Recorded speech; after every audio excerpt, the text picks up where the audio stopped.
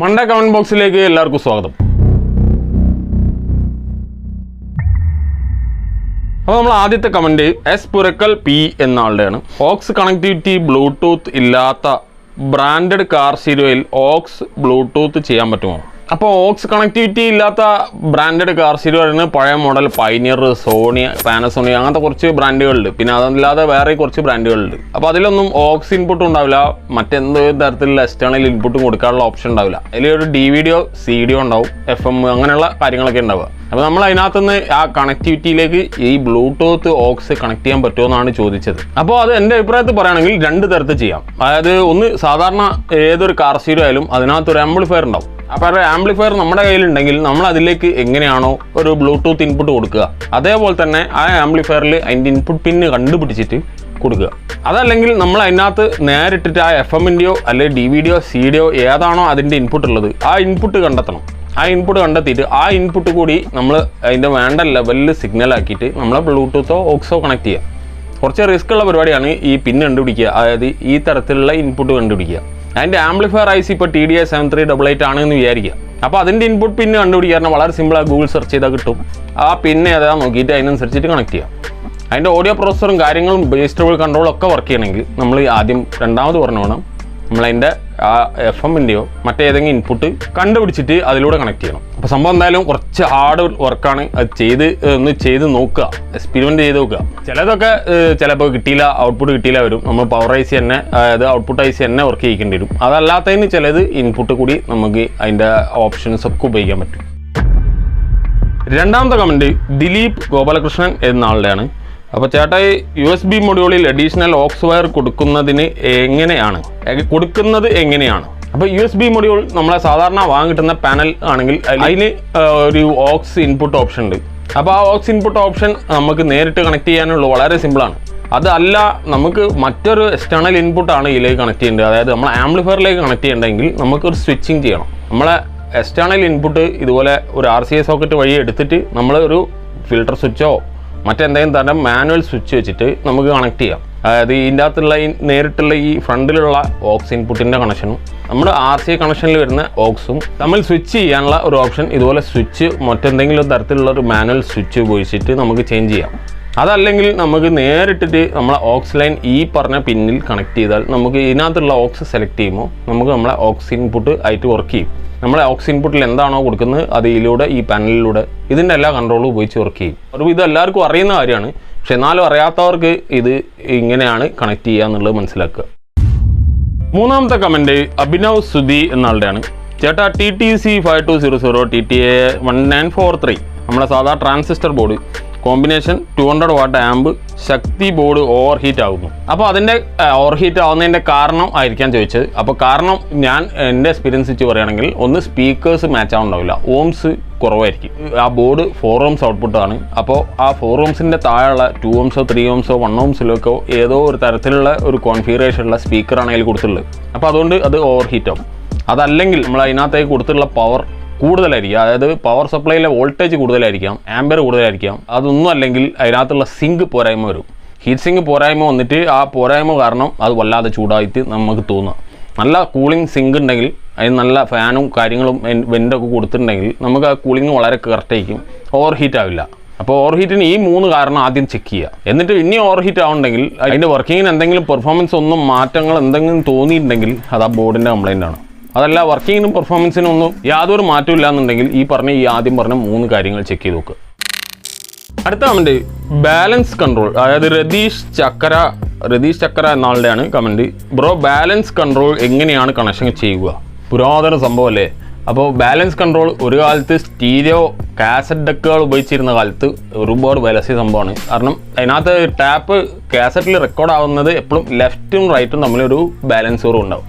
ഒന്ന് ഫേഡായിട്ടാണ് എപ്പോഴും അധികം ഉണ്ടാവുക. കാരണം ആ റെക്കോർഡിങ്ങിൻ്റെ കുഴപ്പം മാത്രമായിരിക്കില്ല, നമ്മുടെ ഹെഡ് തിരിഞ്ഞിട്ട് ഒരു തീരുമാനം ഉണ്ടാവും. അപ്പോൾ അവിടെ ആ ഫേഡായിട്ട് കേൾക്കുക, അല്ലാത്ത റൈറ്റ് സൈഡായിട്ടും എപ്പോഴും ക്ലിയർ ആയിട്ട് കേൾക്കുന്നത് നമ്മൾക്ക്.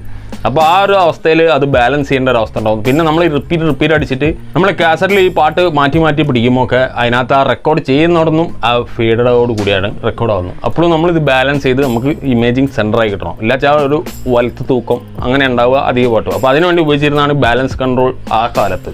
അപ്പോൾ അത് ആലോചിച്ചാൽ അറിയാം, ലെഫ്റ്റ് റൈറ്റിൻ്റെ ആ സ്പീക്കർ ലൈൻ രണ്ടെണ്ണം എടുത്തിട്ട് നമ്മൾ ഇതുപോലെ ഒരു കൺട്രോളിൻ്റെ 2 സൈഡ് കൊടുക്കുക, 2 പിന്നിൽ കൊടുക്കുക, 2 എൻഡിലുള്ള 2 പിന്നിൽ.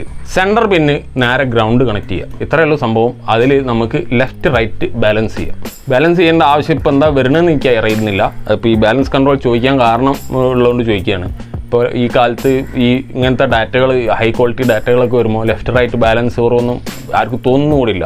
അപ്പം അങ്ങനെ ഒരു ആവശ്യം ഇനി പഴയതെന്തോ ചെയ്യാൻ വേണ്ടിയിട്ടാണെങ്കിൽ അതൊക്കെ ഇങ്ങനെ ചെയ്യാം. 5ാമത്തെ കമൻറ്റ് ശ്രീരാഗ് കെ എസ് എന്നാളുടെയാണ്. അപ്പോൾ ചേട്ടാ പുതിയ സ്ഥലത്തെക്കുറിച്ച് ഒന്നും പറഞ്ഞില്ല. അപ്പോൾ പുതിയ സ്ഥലം എന്ന് ഉദ്ദേശിക്കുന്നത് ഇപ്പോൾ ഈ കാണുന്ന ഈ ബാക്ക്ഗ്രൗണ്ടും കാര്യങ്ങളും പിന്നെ എനിക്ക് വന്ന ഈ ചെറിയൊരു മാറ്റങ്ങളൊക്കെ ആയിരിക്കാം. അപ്പോൾ ഈ പുതിയ സ്ഥലം എന്ന് പറയുന്നത് എൻ്റെ വീട് മാറിയതൊന്നുമല്ല, എൻ്റെ പഴയ സ്ഥലം തന്നെയാണ്. അപ്പോൾ എൻ്റെ പഴയ സ്ഥലം എന്ന് പറയുന്നത് ഞാനിവിടെ ജസ്റ്റ് ടേൺ ചെയ്ത് കാണിച്ചു തരാം. ഇവിടെ നമ്മളെ പഴയ ബൾബ് കാര്യങ്ങളൊക്കെ ഉണ്ട്. അതായത് ഈ കർട്ടനാണ് ഈ കാണുന്നത്. അപ്പോൾ അതിൻ്റെ ബാക്കിൽ വൈറ്റ് ബാക്ക്ഗ്രൗണ്ട് കാര്യങ്ങളൊക്കെ ഉണ്ട്. നമ്മളെ ബൾബ് കാര്യങ്ങൾ നമ്മളെ സ്ഥിരമായിട്ടുണ്ടായിരുന്ന ആ ബൾബ് അതൊക്കെ അവിടെ ഉണ്ട്. പിന്നെ മാറ്റങ്ങൾ വരുത്തി പറഞ്ഞാൽ ഈ ഏരിയക്ക് ഒന്ന് ഒരു അപ്പിയറൻസ് മാറ്റുക. വേറെ ഒരുപാട് ഉദ്ദേശം ഉണ്ട് അതിനുകൊണ്ട്. അപ്പോൾ നമുക്ക് ആ ഒരു ക്ലാസ് ലുക്ക് കിട്ടണം എന്നുള്ള ഒരു ഉദ്ദേശത്തോടു കൂടി ഒരുപാട് വീഡിയോസൊക്കെ ചെക്ക് ചെയ്തിട്ട് അപ്പോൾ അതിനകത്ത് ആ സ്റ്റാൻഡേർഡ് ലെവൽ കിട്ടാൻ വേണ്ടിയിട്ട് അത് ആ ലുക്കിലേക്ക് കൊണ്ടുവരരുത്. ആയിട്ടൊന്നുമില്ല, അത്രയ്ക്ക് പെർഫെക്റ്റ് ആയിട്ടൊന്നുമില്ല. ഒരുപാട് ബ്ലാങ്ക് സ്പേസാണ് ഈ കാണുന്നത് ഫുള്ള്. അപ്പോൾ അതിലൊക്കെ ഫില്ല് ചെയ്യാണ്ട് അതൊക്കെ ഫില്ല് ചെയ്താലേ ആ ശരിക്കും യഥാർത്ഥത്തിൽ ആ ഒരു ബാക്ക്ഗ്രൗണ്ട് പെർഫെക്റ്റ് ആവുള്ളൂ. അതിന് ഒരുപാട് ലൈറ്റിങ്ങും കാര്യങ്ങളൊക്കെ ഇനി ഒരുപാട് വരാനുണ്ട്. ഇതിലേക്കൊക്കെ ഒരുപാട് ഫ്ലാഷും കാര്യങ്ങളൊക്കെ വരാനുണ്ട്. അപ്പോൾ അത് ശരിക്കും നല്ലൊരു ഇൻട്രസ്റ്റിംഗ് ബാക്ക്ഗ്രൗണ്ട് ആവും, എൻഗേജിങ് ബാക്ക്ഗ്രൗണ്ട് എന്നൊക്കെ പറയും. കണ്ടിരിക്കുമ്പോൾ ഈ ബോറടി, ഈ തലവേദന, സ്കിപ്പ് അടിക്കാനുള്ള മൂഡ് അതൊക്കെ ഒഴിവായി കിട്ടും ശരിക്കും നല്ലൊരു ലൈറ്റിങ് ബാക്ക്ഗ്രൗണ്ടും ആണെങ്കിൽ. അപ്പോൾ ആ ഒരു ഉദ്ദേശത്തോടെയാണ് ഇങ്ങനെ ഒരു മാറ്റം വരുത്തിയത്. പിന്നെ ഈ ഒരു മാറ്റം എന്ന് പറയുന്നത് ഒരുപാട് കാലമായിട്ട് ഞാൻ ഈ കളർ മിക്സിങ് ഉള്ളതുകൊണ്ട് ഞാൻ അതിന് ഒരു അലർജി ഉള്ളൊരു അവസ്ഥ ഉണ്ടായിരുന്നു. അപ്പോൾ അത് അലർജി ഇല്ലാത്തൊരു പ്രോഡക്റ്റ് കിട്ടിയപ്പോൾ ചെക്ക് ചെയ്തപ്പോൾ ഓക്കെ ആണ്. അപ്പോൾ അത് ഉപയോഗിച്ചാണ് ഈ ഒരു മാറ്റം വരുത്തിയത്. ബാക്കിയൊക്കെ നമ്മളെ സ്ഥലത്ത് തന്നെ ഉള്ളത്, ഒരു മാറ്റമില്ല. 6ാമത്തെ കമൻറ്റ് അൺറിലീസ് ട്രാക്ക് ഒഫീഷ്യൽ എന്ന ഒരു ചാനലിലാണ്. അപ്പോൾ ഇത് ഹിന്ദി ചാനലാണെന്ന് തോന്നുന്നു. സർ ഹിന്ദി വീഡിയോ ബനായ കരോ പ്ലീസ്. അതായത് ഹിന്ദിയിൽ വീഡിയോ ഉണ്ടാക്കാൻ ശ്രമിക്കൂ എന്നാണ് ചോദിക്കുന്നത്. അപ്പോൾ ഹിന്ദി നമ്മൾ മലയാളത്തിലുള്ള നമ്മൾ പറയുന്നത് ചിലപ്പോൾ അവർക്ക് ഓട്ടോ സബ് ടൈറ്റിലിൽ അത്ര ക്ലാരിറ്റി ആവുണ്ടാവില്ല. ഞാൻ സബ് ടൈറ്റിൽ ആദ്യ കാലത്തൊക്കെ ഇട്ടായിരുന്നു. ഇപ്പോൾ സബ് ടൈറ്റിൽ ഇടാൻ ടൈം കിട്ടുന്നില്ല. ഒരുപാട് ടൈം എടുക്കുന്ന ഒരു പരിപാടി ഈ സബ് ടൈറ്റിൽ ഇടാറുണ്ട്. സബ് ടൈറ്റിൽ ഇട്ടാൽ ശരിക്കും ഓൾഡ് വേൾഡിലുള്ള ആർക്കും നമ്മൾ വീഡിയോസ് കാണാം. കാരണം ആ സബ് ടൈറ്റിൽ വായിച്ച് മനസ്സിലാക്കാം. ഇംഗ്ലീഷിൽ ഇപ്പോൾ ഹിന്ദിയിലേക്കാണെങ്കിൽ നമ്മൾ ഇന്ത്യൻ ലാംഗ്വേജിലൊക്കെ ഈ ഇംഗ്ലീഷ് വെച്ച് കഴിഞ്ഞാൽ അത് കൺവേർട്ട് ആയിട്ട് ഓട്ടോമാറ്റിക്കായിട്ട് ഇങ്ങനെ സബ് ടൈറ്റിൽ വരും. അത് ചെയ്യാത്തത് കൊണ്ട് ചിലപ്പോൾ അവർക്ക് നമ്മളെ വീഡിയോ യൂസ്ഫുള്ളായി തോന്നിയിട്ടുണ്ടാവും. അപ്പോൾ അതുകൊണ്ട് അവർക്ക് അത് ഹിന്ദിയിലാവണം എന്നാണ് ചോദിക്കുന്നത്. അപ്പോൾ സബ് ടൈറ്റിൽ ചെയ്യുകയാണെങ്കിൽ അങ്ങനെ ഒരുപാട് പേർക്ക് ഉപകാരം ഉണ്ടാവും. അപ്പോൾ ഈ വീഡിയോസ് കാണുന്ന മറ്റ് ലാംഗ്വേജുകാരുണ്ടെങ്കിൽ അവരും കൂടി കമൻറ്റ് ചെയ്യുക. അപ്പോൾ എല്ലാവരും കൂടി ഉപകാരപ്പെടുകയാണെങ്കിൽ മാത്രം നമ്മൾ ആ ഒരു അധ്വാനം ചെയ്യാമല്ലോ. ഇപ്പോൾ ഒരാളോ രണ്ടാൾക്കോ വേണ്ടി സബ് ടൈറ്റിൽ ചെയ്യുക പറഞ്ഞാൽ വളരെ കഷ്ടമുള്ള കാര്യമാണ്. അങ്ങനെ താല്പര്യമുള്ളവർ ഇനി ഉണ്ടെങ്കിൽ നിങ്ങളത് കമൻറ്റ് ചെയ്യുകയാണെങ്കിൽ ഞാനത് എല്ലാത്തിനും സബ് ടൈറ്റിൽ ആഡ് ചെയ്യാം. ഹിന്ദിയിൽ വീഡിയോ ഉണ്ടാക്കി ഇനി റാങ്ക് ചെയ്യിച്ച് കൊണ്ടുവരാനില്ല. കാരണം ഹിന്ദിയിൽ ഒരുപാട് കിങ്ങുള്ള സ്ഥലമാണ്. അപ്പോൾ നമ്മൾ ഈ മലയാളത്തിൽ ഇനിയിപ്പോൾ പറഞ്ഞ് അത് കൺവേർട്ട് ചെയ്ത് കൊണ്ടുവന്ന് ഒരുപാട് കാലങ്ങളെടുക്കും. ചിലപ്പോൾ 2 വർഷം 1 വർഷമൊക്കെ എടുത്തുകൂടെ ഇല്ല. അപ്പോൾ സബ് ടൈറ്റിൽ ഞാൻ ആഡ് ചെയ്യാം. അത് നിങ്ങളെ എല്ലാവരുടെയും അഭിപ്രായം പോലെ നമുക്ക് ഇനി വരുന്ന എല്ലാ വീഡിയോസും അങ്ങനെ താല്പര്യം ഉണ്ടെങ്കിൽ ചെയ്യാം. അടുത്ത കമൻറ്റ് അക്ഷയ് അജിത്ത് എന്നാളുടെയാണ്. റെഡിമെയ്ഡ് ആംപ്ലിഫയർ വാങ്ങിക്കുന്നതാണോ നല്ലത് അതോ ഹോം തിയേറ്റർ ആണോ നല്ലത്? ബഡ്ജറ്റ് കുറവായതുകൊണ്ടാണ് ചോദിച്ചത്. ഇത് പണ്ട് ഒരുപാട് വീഡിയോകളിൽ ഞാൻ പറഞ്ഞാണ് ഏതാണ് നല്ലത്. അപ്പോൾ ഇത് തന്നെ റെഡിമെയ്ഡ് ഞാൻ വാങ്ങണമെന്ന് ചോദിച്ചിട്ടുള്ള ഒരു കമൻ്റ് അല്ല, ഒരു 30ഓളം കമൻറ്റ് കാണാനുണ്ടായി. അതുകൊണ്ടാണ് ഇപ്പോൾ ഈ കമൻറ്റ് ഈ വീഡിയോയിൽ എടുത്തത്. അപ്പോൾ റെഡിമെയ്ഡ് വാങ്ങുന്നതും നമ്മൾ അസംബിൾ ചെയ്യുന്നതും രണ്ടാവശ്യം തന്നെയാണെന്ന് അന്നത്തെ വീഡിയോയിൽ ഞാൻ പറഞ്ഞിട്ടുണ്ട്. അപ്പോൾ നിങ്ങളൊരു ഹോം തിയേറ്റർ വാങ്ങുക, അതിനകത്ത് 2030 IC ആയിരിക്കാം ഉണ്ടാവുക. അപ്പോൾ അതിൽ ആ ഒരു സാറ്റലൈറ്റ് സ്പീക്കറും കാര്യങ്ങളൊക്കെ വരുന്നതാണ് ഒരു വില കുറഞ്ഞ സാധനം. അങ്ങനെ വില കുറവുള്ളത് വാങ്ങുമ്പോൾ നിങ്ങൾക്ക് ആ ഒരു ലിമിറ്റേഷനിൽ നിന്നിട്ട് അത് അതിൻ്റെ എൻജോയ് ചെയ്യേണ്ടി വരും. അതേസമയം നിങ്ങളതിൽ ഒരു 10,000 രൂപേൻ്റെ ഒരു ആംപ്ലിഫയർ ചെയ്യാൻ നിങ്ങൾ ഉദ്ദേശിച്ചിട്ടുണ്ടെങ്കിൽ നിങ്ങൾക്ക് അതിനകത്തേക്ക് നിങ്ങൾക്ക് മാക്സിമം നിങ്ങളുടെ കയ്യിലുള്ള സ്പീക്കേഴ്സ് ഏതാണ് എല്ലാത്തിനും കൂടെ സൂട്ടബിൾ ആയിട്ട് നിങ്ങൾക്ക് അതിൽ നിന്ന് മാക്സിമം കിട്ടുന്ന രൂപത്തിൽ നിങ്ങൾക്ക് മാക്സിമം ക്ലാരിറ്റിയിൽ മാക്സിമം ഡീറ്റെയിൽ ആയിട്ട് ചെയ്യാൻ പറ്റും. ആ 10,000 രൂപയിൽ മാക്സിമം. അതിപ്പോൾ ഒരു 5,000 രൂപ 4,500 രൂപ 3,500 രൂപ ഈ റേഞ്ചിലാണ് നോർമൽ ഹോം തിയേറ്റേഴ്സ് നമ്മുടെ നാട്ടിലുള്ള ഹോം തിയേറ്റർ എന്ന് പറയുന്ന സാധനം വരുന്നത്.